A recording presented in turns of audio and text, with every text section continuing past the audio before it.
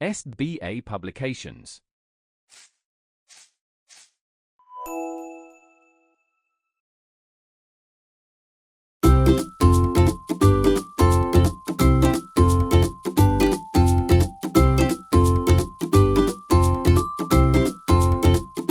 नमस्कार प्यारे बच्चों, कैसे हैं आप सब। आइए आज हम पढ़ते हैं पाठ 10 और आज के हमारे पाठ का नाम है विराम चिन्ह। आज हम इसके माध्यम से जानेंगे कि विराम चिन्ह का प्रयोग कहाँ कहाँ किया जाता है। वैसे तो आपने इस पाठ को अपनी पिछली कक्षा में भी अवश्य पढ़ा होगा, परंतु आज हम इस पाठ पर थोड़ा गहराई से चर्चा करने वाले हैं। तो चलिए शुरू करते हैं। विराम का अर्थ क्या होता है? विराम का अर्थ होता है ठहरना या रुक जाना। जब हम आपस में बात करते हैं तो कभी कभी थोड़ी सी देर रुक जाते हैं।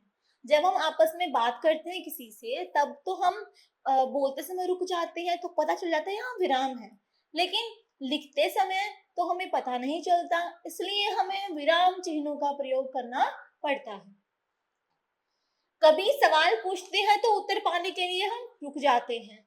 यह रुकना ही विराम कहलाता है।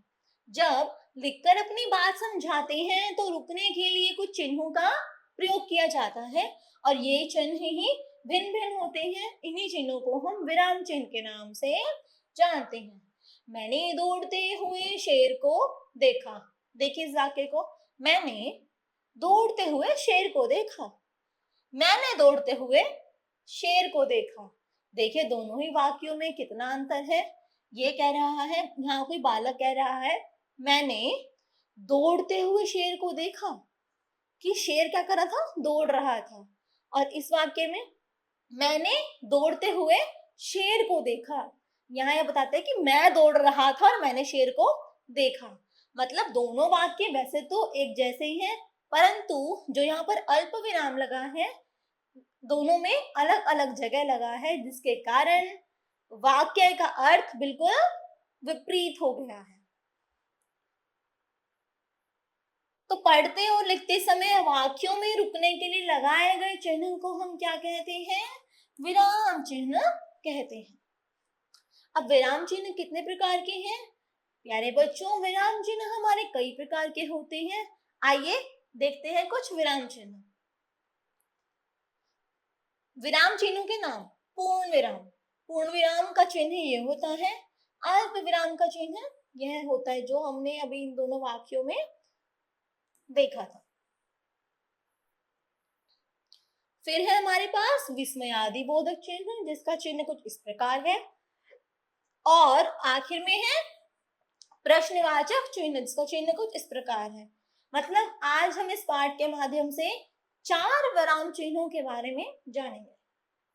पहला है हमारे पास पूर्ण विराम, यानी कि जिसके द्वारा वाक्य पूर्णतया समाप्त हो जाता है। देखते हैं कैसे। जहां वाक्य की समाप्ति होती है वहां पूर्ण विराम लगाया जाता है। वह सोता है, वह वाक्य खत्म हो गया, वह सोता है। वह लिखता है, वह खाना खा रहा है, वाक्य समाप्त। ऐसे ही राधा गाना गाती है, वाक्य समाप्त हो गया है। तो इसलिए हमने पूर्ण विराम का प्रयोग किया है। अब है हमारे पास अल्प विराम। अल्प विराम का अर्थ है कि हमें वाक्य में रुकना है, परंतु कुछ थोड़े से समय के लिए। पूर्ण विराम अल्प विराम का अर्थ है कि हमारा वाक्य अभी पूर्ण नहीं हुआ है। वाक्य के मध्य में जहां अर्थ स्पष्ट करने के लिए थोड़ा सा रुका जाता है, उसी को हम क्या कहते हैं? अल्प विराम कहते हैं। जैसे सब्जी वाला आलू, मटर, प्याज, करेला आदि बेच रहा है। इसके माध्यम से बताया गया कि सब्जी वाला आलू, मटर, प्याज, करेला बेच रहा है। उसके पास 4 सब्जियां यहाँ पर दी गई हैं। इनमें क्या दिया गया है? अल्प विराम, मतलब रुकना। हमें बोला गया कि हमें रुकना है। ऐसे ही रमा, सीता और मीना बाजार जाओ। रमा, सीता और मीना बाजार जाओ। मतलब यह जो अल्प विराम है यह हमें वाक्य में रुकने के लिए कहते हैं।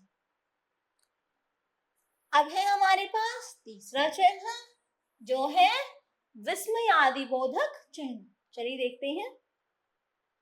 आश्चर्य, हर्ष, शोक, घृणा, लज्जा आदि भावों को व्यक्त करने वाले शब्दों या वाक्यों के बाद विस्मयादि सूचक चिन्ह लगाए जाते हैं।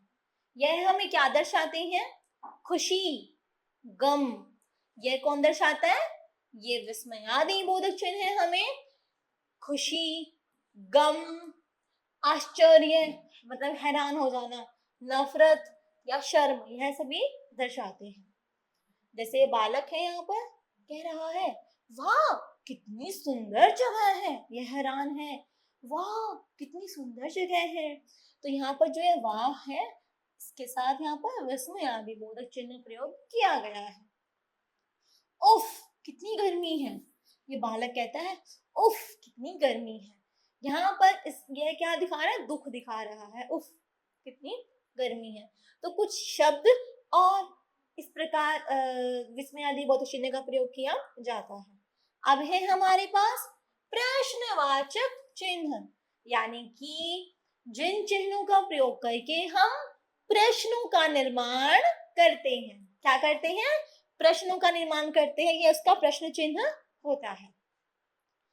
प्रश्नवाचक वाक्यों के अंत में प्रश्नवाचक चिन्ह लगाया जाता है।